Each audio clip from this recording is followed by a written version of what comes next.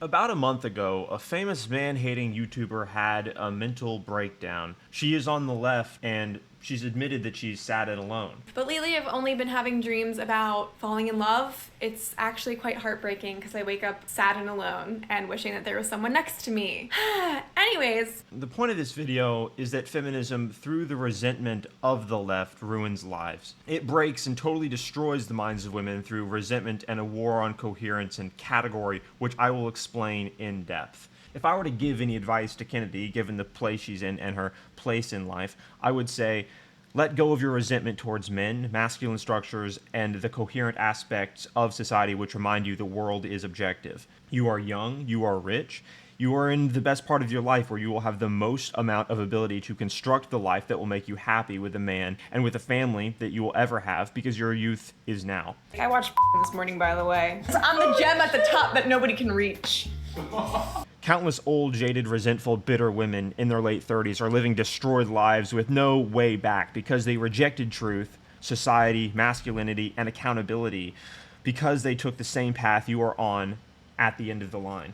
In letting go of the resentment that causes you to hate masculinity and coherence, you can also be freed of the soul-crushing resentment of the left, of Marxism. The resentment which calls you to hate masculinity in all ordered systems is the same resentment which tells you you and others are victims as a result of your identity. We're all better than men. This is me on 100 milligrams of Zoloft. Okay, I actually feel like I cry more. In this case, identity being an obsession on sex or gender. In rejecting this toxic notion, it really also is a feeble notion, psychologically and intellectually speaking. Remember, virtue is assigned as a result of embodying objective reality and not an identity or false games of competing victimhood. Many young women are in the same boat as Kennedy. They're not ravaged to the same extent by the resentment of the left based on the obsession over identity category like sex and gender. Kennedy has a very advanced case of that, but it can get much worse. As I said, women in their late 30s and early 40s would give anything to be able to redo the years in which they blew all of their sexual market capital, or to say that in another way, squandered their youth.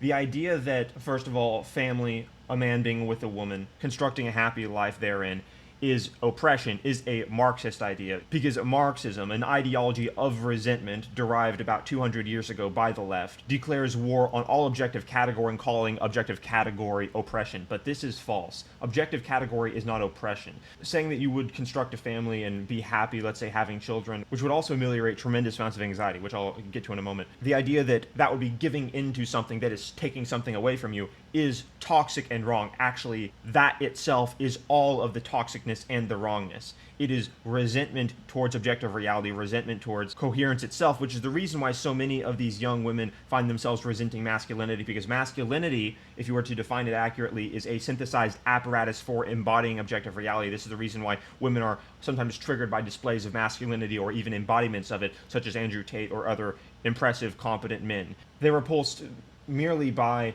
images or embodiments of masculinity without actually understanding why. They tell themselves, I'm being oppressed by something. Of course, it's incoherent. One reason why you're seeing so many young women with such insane debilitating levels of anxiety, in psychology it's called trait neuroticism. It's a personality distribution.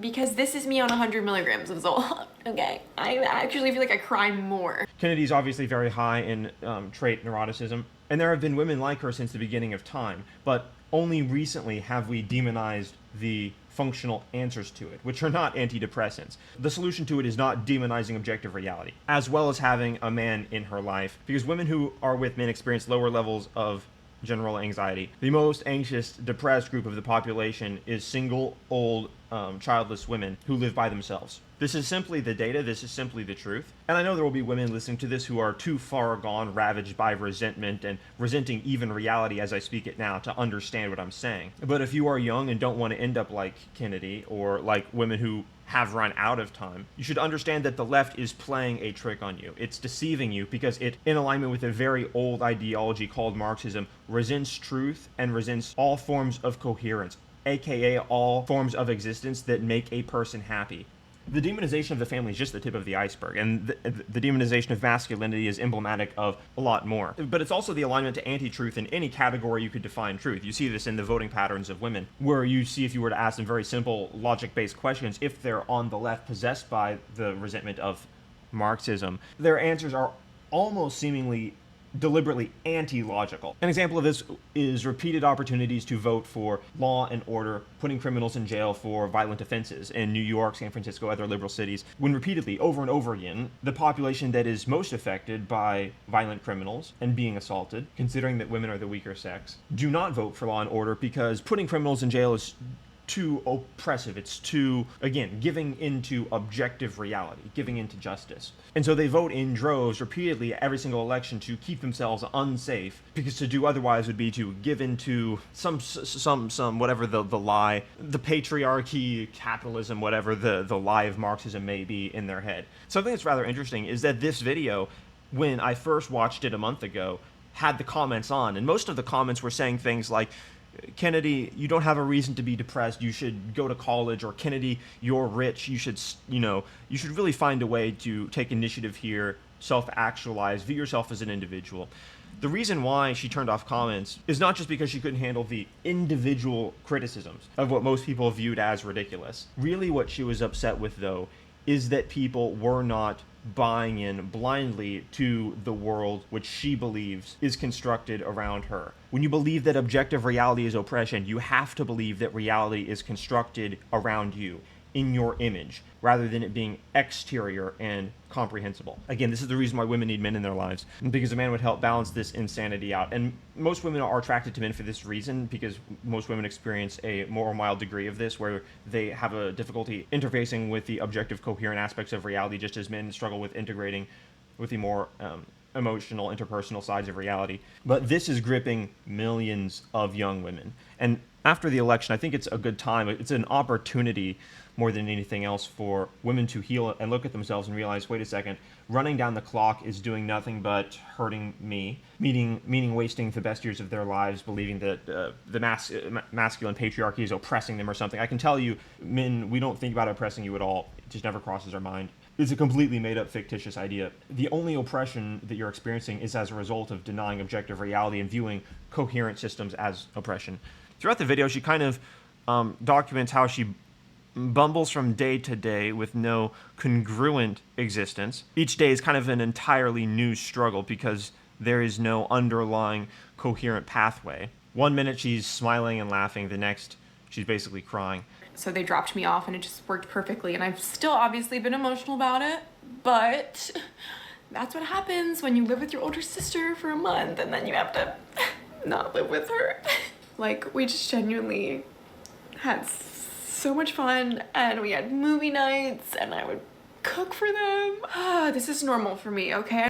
There you see the cat food in the background. Oh, I forgot to mention, she is obsessed with cats. Archetypally, I'm sure that's going to be studied in the next 100 years. But now we're at the part of the video where I'm going to explain why the ideology of the left has been measured scientifically to prey disproportionately on the feminine personality. In other words, why the left exploits women. The pillars of the leftist ethos in this century and previous centuries is a war on category, a deliberate ultimate skepticism towards any system of objectivity or notions of objectivity, a claim that there is no such thing as an individual, and since there is also no such thing as objective reality, there's no need to take accountability for anything, well, technically anything, but certainly not anything that emerges from objective reality as a result of confronting it as an individual first. There's no such thing as free speech. This is the reason why the female population is the first to always say, oh, we need to censor people. Oh my gosh, that's offensive. We need to delete that. Or, oh my gosh, we need to censor that or quickly report that. This comes from the demonization of objective reality, and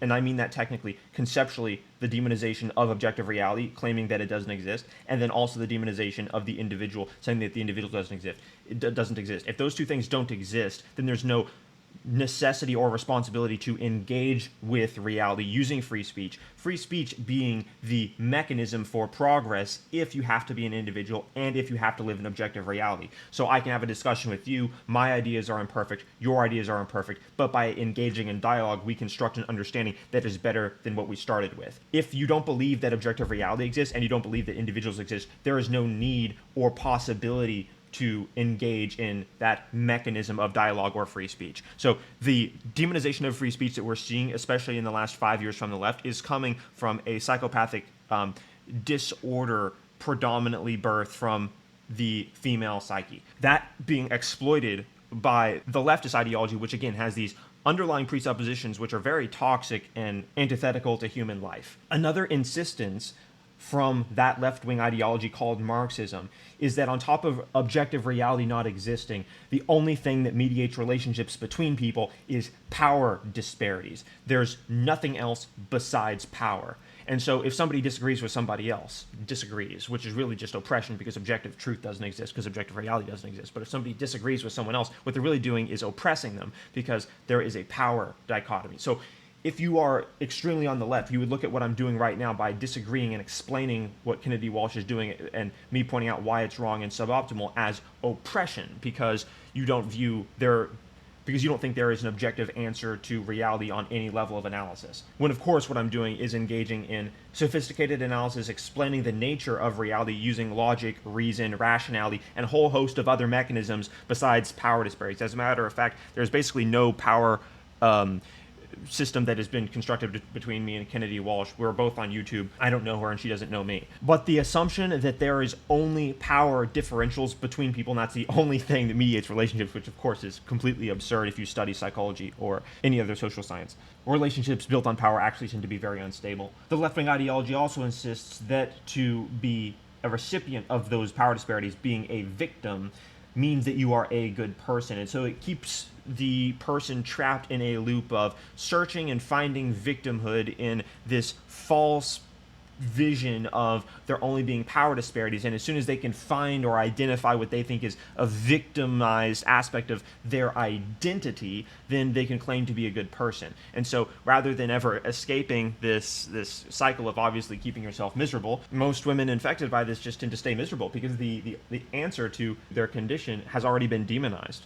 They can't use dialogue to honestly approach what they're suffering from, because to do so would be to give into the patriarchy. They definitely can't have a man ameliorate the anxiety because masculinity's already been demonized. And also to even solve the problem, to actually solve it, would be to give up their hourly fix of victimhood wherever they can find it. And so these people are essentially professional victims. They're looking to be victimized in any way they can conceptualize of, even though, of course, Kennedy is living the most privileged life of any person in the history of humanity, literally in a skyrise in a city where she can Uber Eats every single meal. She's safe. She's living in the richest country in the world and is among the top 1% in that country. You can see that to buy into all of these ideas of the left that it pushes onto people, you have to be not really a critical thinker and you can't be willing to resist, because resisting is conflict.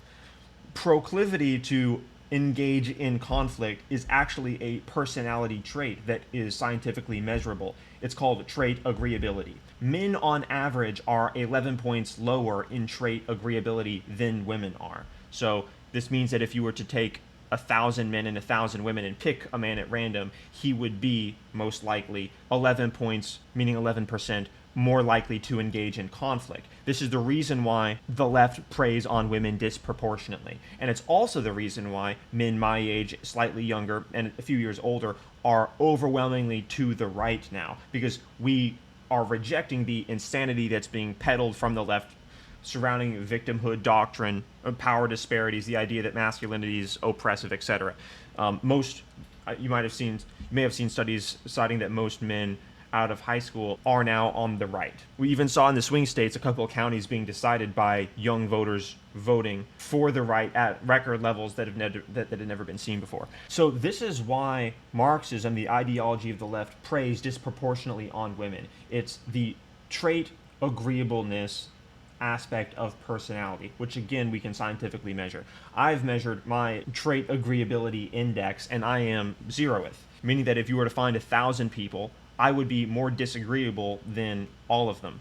Earlier in the video, I mentioned trait neuroticism, which is another pillar of the personality scale. There are 5. There is openness to experience, agreeability, trait neuroticism, trait extroversion, and trait conscientiousness. This is an theoretically derived model of personality that has been very robust and stable over the last decades in psychology.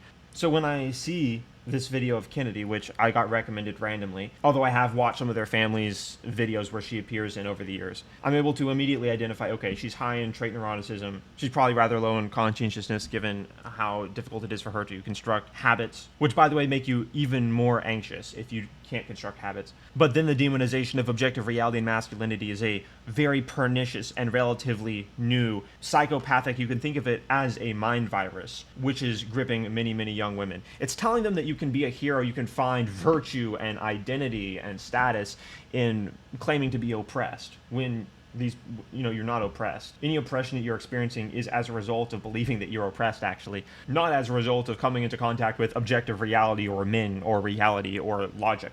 In terms of other psychological analysis, I would blame her mother and father for splitting up when she was young, especially for young girls. Not having a father in her life creates a whole host of issues. You can see in the videos too, the mother engages in levels of perversion and degeneracy with her children, which most humans would find unhealthy. What's your body count? My body count? Oh my God, there's too many questions coming at me right now. I don't know. Like Ballpark. 19 or something? Yeah, mine's like 11.